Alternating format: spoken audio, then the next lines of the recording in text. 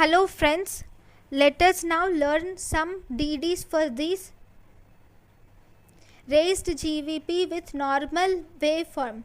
It's almost, it's just raised JVP with normal waveform can be present in any type of right heart failure and others where you see raised JVP with normal waveform.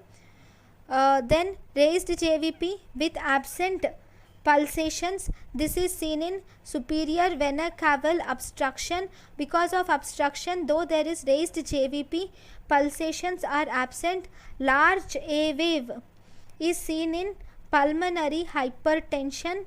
Cannon shaped A waves are seen in the AV blocks. We see cannon shaped A waves. Then systolic CV wave. Systolic CV wave is seen in tricuspid regurgitation. Deep Y descent is seen in constrictive pericarditis. Deep Y descent is seen in constrictive pericarditis.